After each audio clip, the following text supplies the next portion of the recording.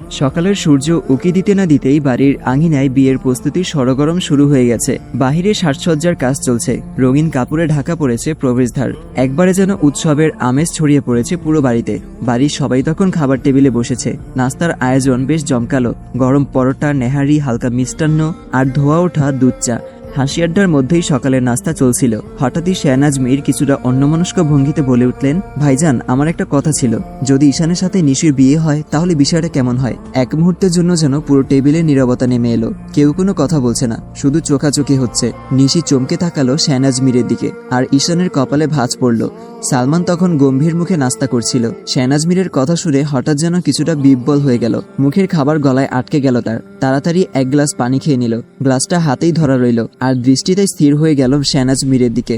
শেহনাজ মীর খানিকটা বিরক্তির সুরেই বললেন, সবাই এভাবে কি দেখছো? আমার নিশিকে অনেক ভালো লাগে, আর ওকে তো বিয়ে দিতেই হবে। তাই যদি ঈশানের সঙ্গে হয় তাহলে দুই বোন একসাথেই বাড়িতে থাকতে পারবে। শেহনাজ মীরের কথায় কেউ কিছু বলতে পারছিল না, যেন সবাই পরিস্থিতি বুঝে নেওয়ার চেষ্টা করছে। কিছুক্ষণ নীরব থাকার পর রফ মীর গম্ভীর কণ্ঠে বললেন, দেখো শেহনাজ, নুহা আর নিশি দুজনই আমার মেয়ের মতো। তবে বাস্তবতা হচ্ছে নিশির গার্ডিয়ান কিন্তু নুহা, তাই ও যা সিদ্ধান্ত নেবে সেটাই চূড়ান্ত হবে। নুহা শান্ত কণ্ঠে বলল, আসলে ঈশানকে নিয়ে আমার কোনো সমস্যা নেই, তবে যেহেতু বিষয়টা নিশি আর ঈশানের জীবন নিয়ে, তাই আমার মনে হয় ওদের মতামত জানা জরুরি। নিশি এতক্ষণে চুপচাপ ছিল। শান্ত কণ্ঠে বলল, আমি আসলে ঈশান ভাইকে নিজের বড় ভাইয়ের মতো মনে করি, আমি ওনাকে বিয়ে করতে চাই না। শেহনাজ মীর এবার কিছুটা বিরক্ত হয়ে বললেন, এরকম তো কত বিয়ে হয়, এতে সমস্যা কি? বিয়ের পর সব ঠিক হয়ে যাবে। সালমান স্বাভাবিকভাবে বলল, কিভাবে ঠিক হবে? নিশি তো ঈশানের ছোট বোনের মতো, তাই না ঈশান? ঈশান কিছুটা অস্বস্তি নিয়ে বলল, হ্যাঁ, তাছাড়া আমি এখন বিয়ে করব না আম্মু, আমি আগেও বলেছি। শেহনাজ মীর কিছু বলতে যাচ্ছিলেন, কিন্তু রফ মীর এবার কঠিন কণ্ঠে বললেন, শেহনাজ, দেখছিস তো ওদের কেউই রাজি নয়, তাহলে কেন জোর করছিস? এই বিষয়টা এখানেই শেষ কর। বাড়িতে একটা বিয়ে হচ্ছে, সেটার আয়োজন ঠিকমতো করা হোক। তারপর সবাইকে উদ্দেশ্য করে বললেন, আরিফা, একটু পরে সবাই মিলে শপিং এ বেরিয়ে যাও।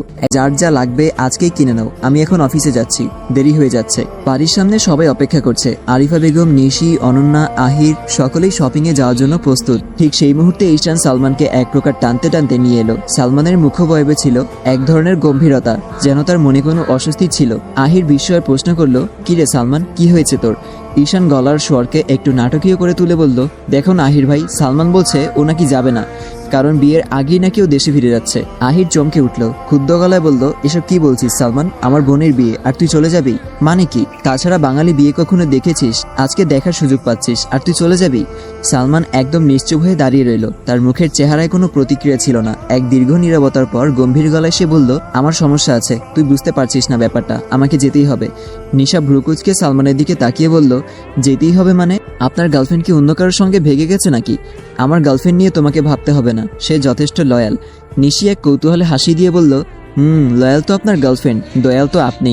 সালমান একটু অবাক হয়ে তাকিয়ে থাকলো, যেন কিছুটা অস্বস্তি হয়ে বলল, কি বললে? ঈশান বিরক্তির সাথে হালকা গলায় বলল, ব্যাস শুরু হয়ে গেল দুজনের ঝগড়া।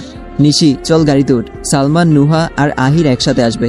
সালমান তৎক্ষণাৎ গম্ভীরভাবে বলল, সেই ভালো, উনি আমাকে যেভাবে দেখছে চোখ দিয়ে না গিলে খায়। আমি আপনার মতো অখাদ্য নেই। এই বলে এক মুহূর্ত দেরি না করে নিশি গাড়ির দিকে হাঁটতে শুরু করলো। সালমান কিছুক্ষণ তাকিয়ে রইল, তার চোখে এক অদ্ভুত মিশ্রণ, বিরক্তির সঙ্গে একটু করুণী হাসি।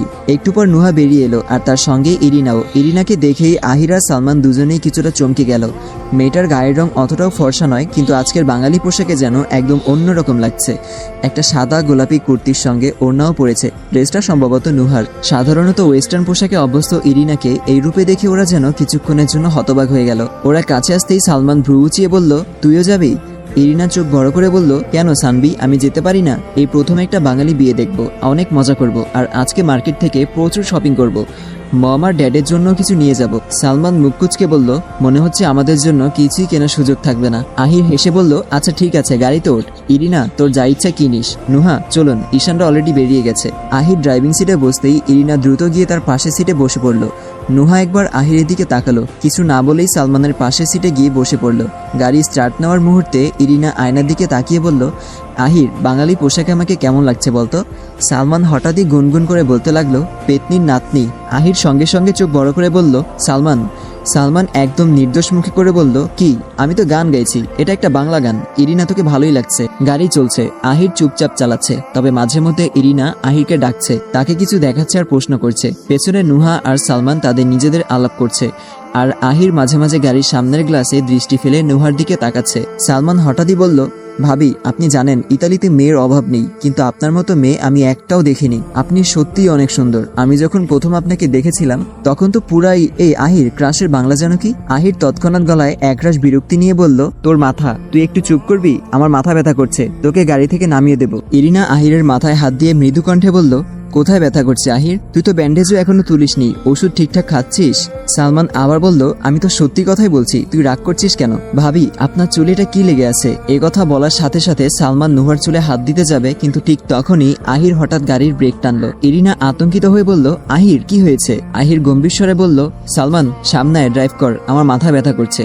আহির গাড়ি থেকে নেমে পেছন সিটের দরজা খুলে সালমানকে বলল, কি হলো? বের হতে বললাম তো। সালমান বের হতে হতে আহিরের কানে কানে বলল, নাটক ভালোই শিখেছিস ভাই।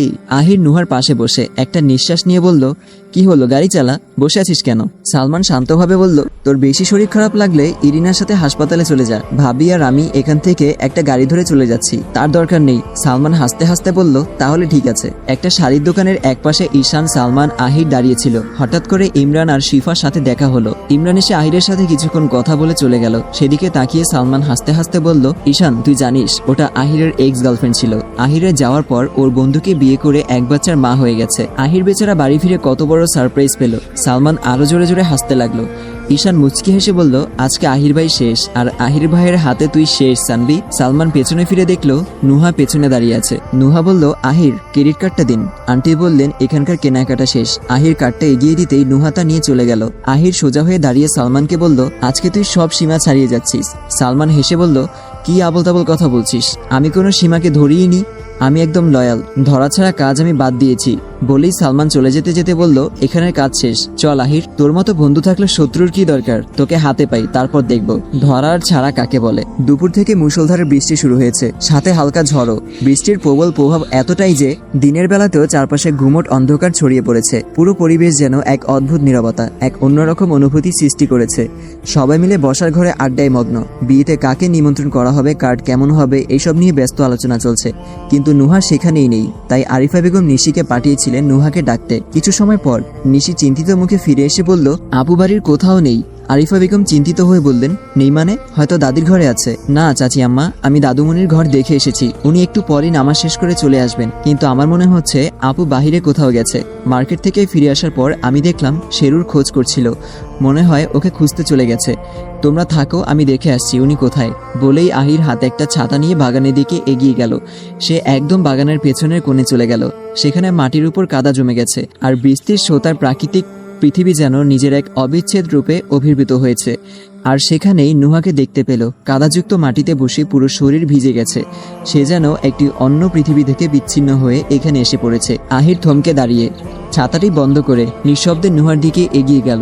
বৃষ্টি এখনো পড়ছে। নুহা কি হয়েছে? আহিরের কণ্ঠে এক অদ্ভুত শঙ্কা, এক অজানা অনুভূতির মূর্ছনা ছিল। তবে নুহার উত্তর আসার আগেই তার চোখে পড়ল নুহার একপাশে পড়ে আছে মৃত বিড়ালটি। ধীরে ধীরে এক অনাড়ম্বর অনুভূতির ঢেউ তার হৃদয়ে উঠে গেল। উত্তরের আর প্রয়োজন ছিল না। আহির নুহার সামনে বসে তার কাঁধে কোমলভাবে হাত রেখে বলল, নুহা প্লিজ বাড়িতে চলুন, বৃষ্টিতে আর ভিজবেন না। আমি বুঝতে পারছি আপনি বুঝতে পারছেন না আহির। সকালের দিকে আমি তাকে খাবার দিয়েছি, কোলে নিয়েছি। আপনি জানেন না সে আমার কাছে কি ছিল। আমার সব প্রিয় জিনিসগুলো এভাবেই। কথাগুলো বলতে গিয়ে নুহার গলা ধরে এলো। কোথাও থেকে যেন এক অসহ্য যন্ত্রণা উঠে এসে গলা চেপে ধরেছে। তার সিক্ত চোখে ভেসে উঠল দুঃখের গভীর সাগর। এক নিঃশব্দ কান্না ভেসে আসলো। আহির তার মাথাটা নিজের বুকের সাথে ঠেকিয়ে শান্ত কণ্ঠে বলল, বললাম না, বলতে হবে না, আমি বুঝতে পারছি। সবসময় এত জেদ করেন কেন? নুহা যেন নিজের অনুভূতিকে আরেক মুহূর্তও সংবরণ করতে পারল না। হঠাৎই কান্নার একটি ঢেউ তাকে ভাসিয়ে নিয়ে গেল, আর অদৃশ্য এক শূন্যতায় ডুবে যেতে যেতে সে নিজে থেকেই আহিরের দেওয়া আশ্রয়কে আর একটু গভীরভাবে আঁকড়ে ধরল। আহিরের হাত থেকে ছাতাটি মাটিতে পড়ল, যেন সমস্ত পৃথিবীর সমস্ত সময় এক পলকে থমকে গেছে। এক মুহূর্তের জন্য আহিরের পৃথিবী যেন শান্ত হয়ে গেল।